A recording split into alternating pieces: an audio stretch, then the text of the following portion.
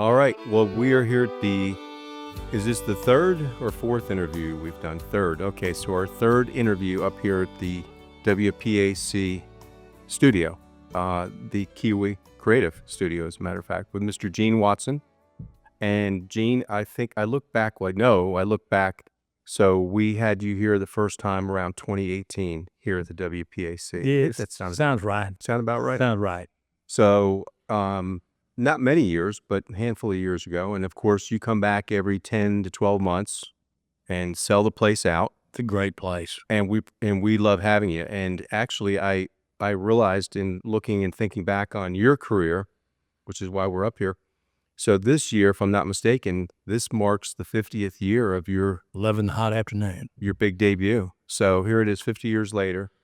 And we still 50 years later have all the ladies coming here crying over Gene and of course your career went from that point. It just blew up in 70s, 80s, 90s, and my first major recording contract came from this song. Yeah. So you might say that Gene Watson's career started with it. Although that I had been on the road and been here and there and played local stuff and all that, recorded for small independent labels. It was on a completely different level. But we cut the song in 1974, actually, and released it. And who knew? It turned out to be the number 4 song for the entire year, 1975. And I guess the reason we're here and keep coming back. And you keep coming back. And I read in some, bio and information on you, and I was unaware of it, but that there was an article written by, was it Playboy magazine that wrote an article about you that said that Mr. Gene Watson is probably the biggest country artist that's out there that a lot of people just don't know about. They loved what you were doing, and they made a big deal about all the hits. I mean, I think it kind of blindsided a lot of people, Yeah. Really and truly, it scared me, the song I'm talking about, because of the lyric content in 1974, which is when I recorded it. Sure. That was pretty racy for that day and time, and I was worried about getting airplay on the radio stations with it. Right. We released it on a small independent label, and of course it jumped up in the charts in the southern part, southern central United States, Texas, Oklahoma, Louisiana, around in there, Mexico, and it just went straight to the top. Right. And we kind of got hurt on it because it was released on the independent label and we didn't even have nationwide distribution.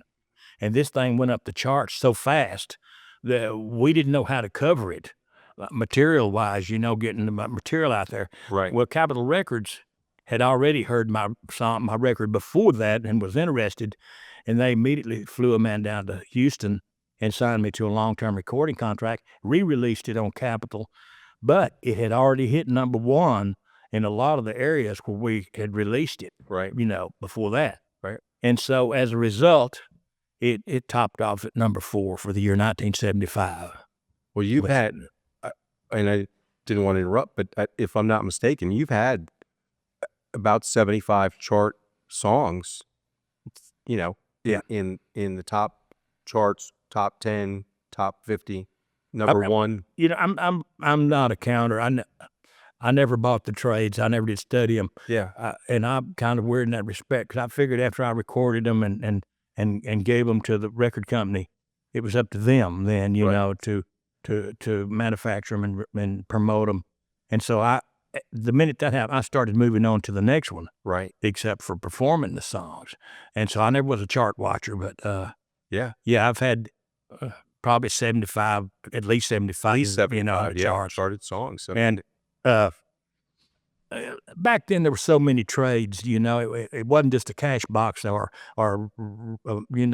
record, radio, and Billboard. And I mean, there was about 5 charts. Right. And Billboard's about the only one you hear mentioned nowadays.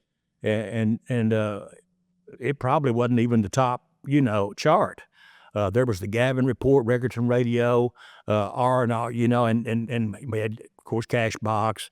The Gavin Report was probably the most honest, right? Because, they could turn those charts inside out if they wanted to. But sure. I'm just thankful I was in some of them. Yeah.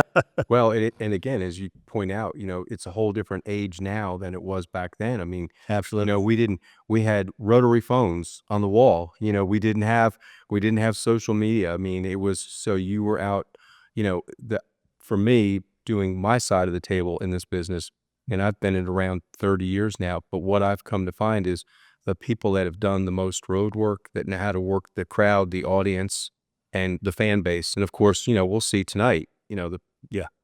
every time you come, I mean, people have called all day, what time are doors going to open? What kind, is Gene, they just, Well, as time goes by, I mean, or has time has moved along, I would like to think that I realized I wasn't really up to the social media thing, but I have the intelligence to know that if you don't know something, get somebody that does. right. And so I've surrounded myself with people Exactly. that do know. Yeah. And so we've got some of the best marketing people, some of the best press people, working, with us and everything.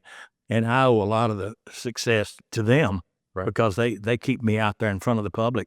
And most of all, I'm kind of stuck by my guns, Yep. I do traditional country music, and that's what the fans like here tonight is going to be looking forward to. Exactly. Well, you have a great team. Of course, Rob, who I deal with on Yeah. lining things up, and Rob is great. And it does an incredible job. And then the band. I mean, you've got probably one of the tightest bands. I mean, you guys just aren't band members. It's like Yeah. family. We are. I mean, there's very few families that get along as good as we do, and to think about, we get along in the confines of a 45-foot bus, Right. But between us and everything, we're all individuals, Right. and we all realize that. Every one of them's unique in their own right, Exactly. and I respect that. I treat each one of them like a unique individual, Yeah. and we all respect each other and love each other. That's how we get along. Yep. Well, it's a great crew. Well, we're excited to have you back. And I don't know that Rob has talked to you yet, but he's already given me 2 potential dates for February, the first week of February of 26. So, Well, he works hard, oh yeah, to keep us Yep. rolling and to keep the best jobs. Of course, yeah, sometimes they don't all link up like we'd like for them to, so the routing can get pretty quickie at times. Right. But we, for the most part, find a way to work it out. Yeah. So, Yeah. we look forward to coming back. Yeah. It's always fun.